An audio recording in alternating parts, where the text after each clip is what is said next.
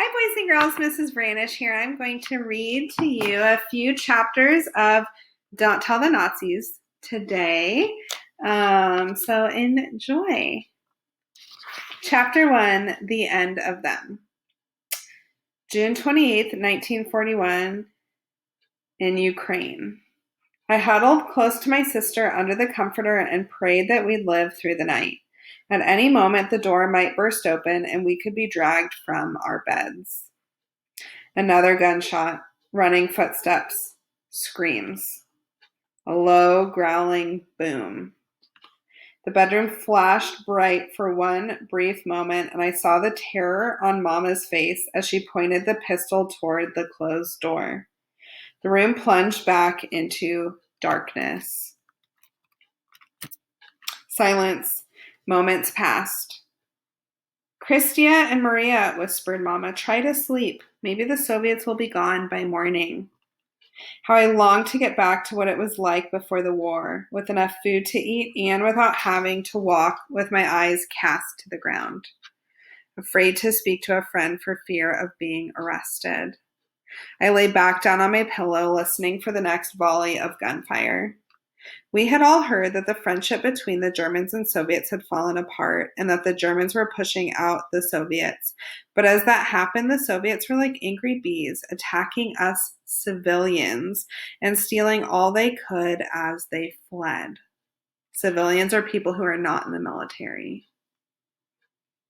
As the minutes ticked by, Mama and Maria both drifted into sleep, and their rhythmic breathing muffled the sound of explosions, more distant now, but I could not relax. I tried to breathe slowly to lull myself to sleep. A low squeak of rusted hinges. I bolted up. It sounded like someone opening the door of the cowshed alongside the house. I climbed out of bed, crept to the main room, and pressed my ear against the wall. A faint thump, and then the crunch of straw. Someone was definitely in our hayloft. Was it someone fleeing or leaving or escaping from the Soviets? If we were caught hiding a runaway, they'd punish us. A runaway meaning someone running away if they were trying to help protect them. If I were brave, I'd go there now and find out who it was, but I was too frightened to do that. Instead, I got back into bed and closed my eyes, praying that whoever was hiding in the shed would be gone by morning. I hoped Mama wouldn't wake up and investigate the noise. What if the runaway got scared and shot her? With Tato already dead, I couldn't bear the thought of losing Mama too. I forced myself to slowly breathe in and out and prayed that the runaway would leave before we had to figure out what to do. Somehow I slept. Beams of daylight through the bedroom window woke me. All was silent. Mama slept, her pistol resting on her chest with one hand flopped on top of it. Even though I didn't feel all that brave, I was the older daughter, so it was my responsibility to protect what was left of our family. I got out of bed, careful not to wake Maria, and slid the pistol out from under Mama's hand. I put it into the pocket of my nightgown, then tiptoed to the big room. With my ear against the wall, I listened, but now the only sound from the cowshed was Cross's familiar breathing.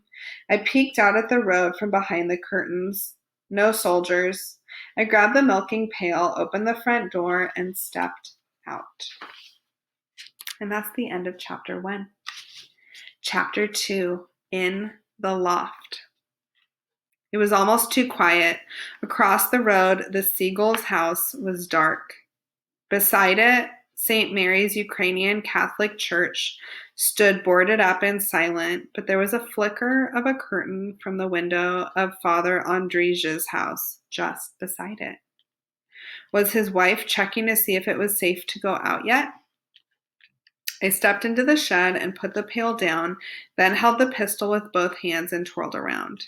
No one was there except for Krasa, and she was looking spooked.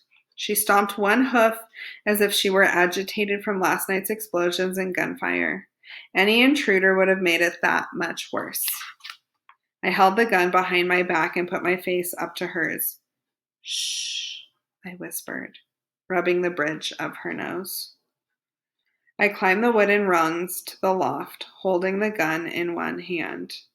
When my head was just below the hole in the floor, I counted to 3 and burst up, trying to steady the pistol with one hand. Don't move! A scrabbling noise from the far corner. I pointed the pistol. Christia, put the gun down, it's me! Joseph? I climbed up the rest of the way. My cousin sat cross-legged in a nest of straw beside our stash of goods from Auntie Stifa in Toronto. Joseph looked exhausted. The Soviet secret police nearly caught me last night. Why would they be after you? I asked. The NKVD are always after someone. Right now, they seem to be rounding up educated Ukrainians. Where's Boris? I asked. My cousins were usually inseparable. There's a good place in the forest. A lot of us have taken refuge there. I'm hoping Boris found it. Is that where you'll hide too? He shook his head. The NKVD could follow me there. You can stay here. That would put you in danger. But where will you go? He shrugged. I'll have to see. I crawled over to where Joseph sat and rested my head on his shoulder. I've really missed you since you've been off to university. I miss you and Maria too, he said. Can I visit you in Lviv after the Soviets leave? I'd like that, he said, and I'm hoping that you can attend university yourself one day. Maria too? Of course. He rested his hand on top of mine, and I noticed his familiar crooked baby finger. Once when we had been playing hide and seek, he'd got his finger caught in a door. It wasn't my fault, and it ended up healing with a permanent bend. Why don't you slip into the house by the bedroom window, and Mama will make you breakfast? It's too dangerous, Christia, for you and for me, said Joseph, and I need to be on my way. What about some milk for Krasa then? I asked. That sounds good, said Joseph, and it will be quick. He followed me down the ladder and stood in the corner as I milked Krasa. When I was finished, he held the heavy pail to his lips and swallowed a few gulps. Go about your business as if I'm not here, he told me, wiping his mouth with the back of his hand. I leaned into him and rested my head on his shoulder. Stay safe, cousin, you and Boris both. He kissed the top of my head. You too, cousin. We stood like that for a full minute before he stepped away. Get going, Christia. I slid the pistol into my pocket and blew Joseph one last kiss, then hefted the bucket and walked back to the house. Mama was wiping down the wooden stove with a soapy rag. She paused mid-swipe as I set the bucket on the table. Why did you do the milking in your nightgown? She asked me, and why did you take my pistol? I gave Mama back the gun and told her about Joseph. She inhaled sharply. The bedroom door creaked open and Maria walked out wearing the shabbier of our shared outfits. I almost wore the good clothing, seeing as it was lying there, tempting me, but I decided that it wouldn't be fair, she said. To save arguments, the two of us had long ago agreed that the first one to rise got to wear the best skirt and blouse. Now what's this about Joseph? Asked Maria. NKVD, said Mama. He's in our shed. Maria's face paled. Doesn't he know he's putting us in danger? I kept my mouth shut, but I could feel the anger boiling inside. Why did Maria think only of our safety? Don't you even care about Joseph? I asked. So much for keeping my mouth shut. Mama looked from me to Maria. Enough, she said. Christia, go get dressed. But go. I felt like stomping to the bedroom, but I knew Mama wouldn't put up with that either. So with all the dignity I could muster, I walked to the bedroom to change. As soon as I was there, my anger lightened. How could I be angry with my little sister when she had left me the best skirt and blouse? Yes, we had a deal, but Maria could have argued that I'd forfeited the good clothes by not getting dressed when I got up. It was sweet that she hadn't done that, and I didn't mind that Maria wore the shoes because they pinched my heels. By the time I stepped back into the main room, Maria had fed her 2 chickens and had already left to get water. There were chores to do, whether there were still NKVD about or not. I went back to the shed, hoping Joseph was still there, but he had left. Joseph, dear Joseph, I whispered under my breath, be safe, be brave. I looped a rope around Cross's neck and led her outside. Taking her to pasture should have been a job shared by Maria and me, but Maria was terrified to take the long walk on her own. Normally, I didn't mind, as it was pleasant to spend time with Crossa, and it was certainly easier than lugging endless buckets of water. But if there were still NKVD about, I was sure to run out into them. There was no way out of this chore, though, because if I didn't take Crossa to pasture, her milk would dry up. And then where would we be? When I looked toward town, all I saw was Maria waiting in line at the pump, chatting with Nathan Siegel. He was 11, but he had been sweet on my sister for as long as I could remember. The Zooks next door still had their house closed up tight. Mr. Zook, a bookkeeper, had been deported to a Siberian slave camp more than a year ago, so it was only his wife, Valentina, and her son, Petro, living there now. I turned and stood on tiptoe to look toward the outskirts of town, and again, no people were out except for me, Maria, and Nathan. Low in the sky, a German airplane, distinctive with its cross and swastika, growled above us, making Crossa tremble, meaning shake. I had seen dozens of these in the last 2 days, all heading toward Lviv. I hoped the Germans would banish the Soviets once and for all. We started on our 2-kilometer walk to the pasture, and I kept my eyes to the ground and my ears tuned for unusual sounds. We passed the Kitai's house beside ours, but it was also dark and silent.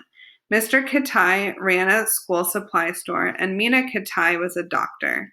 Everyone called her Dr. Mina. I imagine my classmate Dolik still sound asleep in his soft, warm bed, his little brother Leon too. Mama cleaned for Dr. Mina. The Kitais were well-to-do enough, but they could have been deported to Siberia as Burji, but Dr. Mina took on some of the Soviet officers as her patients. Mama just had to be careful to avoid them when she went in to clean, though, because if the Soviets thought Dr. Mina had a servant, that could still get her deported. I could feel my face getting hot at the thought of my mother working as a servant to my classmate, but Dr. Mina was so kind, just like her husband. More than once, he had given us pencils and paper for school at no charge. And Dr. Mina had looked after Tato when he was dying of lung cancer. She'd been at our house nearly every day during that awful time. I continued down the road, passing many empty houses, thinking of all the changes in the 2 years of Soviet occupation.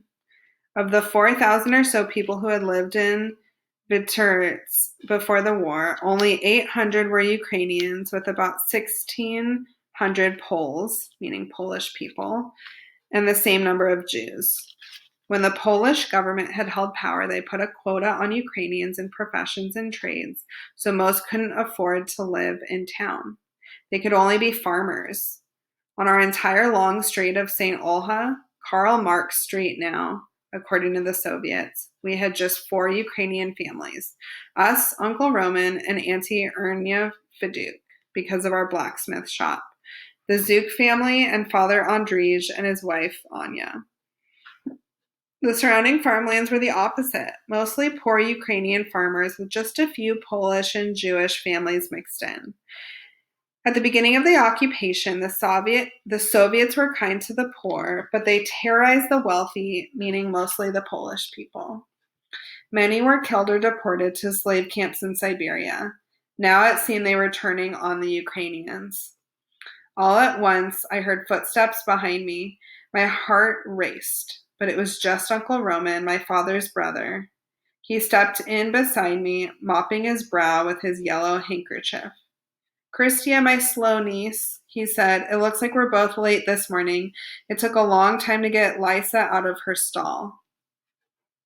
I reached over and patted her nose, then lowered my voice.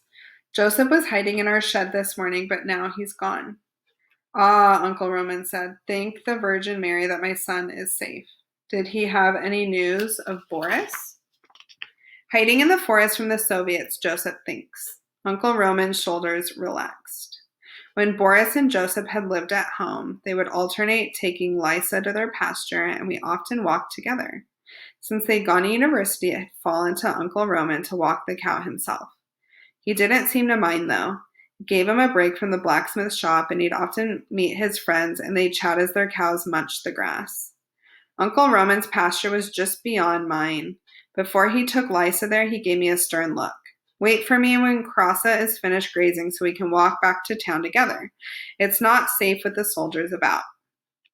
Thanks, Uncle, I said, standing on my toes and kissing him on his cheek. I guided Krasa through the bushes and undid her rope so she could graze while I picked raspberries. I should have brought a pail, but between Joseph and all the shooting last night, I had forgotten. At least my apron had deep pockets. I reached through the thorny bushes to get to the ripest berries. Just then I heard low grinding screeches coming from the road. Artem Bronsik was guiding a slope-backed horse as it pulled a cart filled with a variety of goods that looked like they'd been stolen from different houses and stores. His wife Olga sat on the bench beside him, and their daughter Sonia sat perched on a carved box as she studied a painting of a long-dead princess on her knee. I knew exactly where that painting had been stolen from, the Tarnowski house in our town square. Mama used to clean that house too before the war. Next, 2 Soviet trucks rumbled past. One was piled high with stolen goods, the other carried a half-dozen soldiers clutching rifles. I let the branches close and kept still, continuing the long seconds it took for the trucks to pass. A minute later, 3 loud gunshots erupted in rapid succession. Even as they fled, the Soviets wanted to scare us. And that's the end of chapter 2. The next chapter is chapter 3, titled Blood and Raspberries.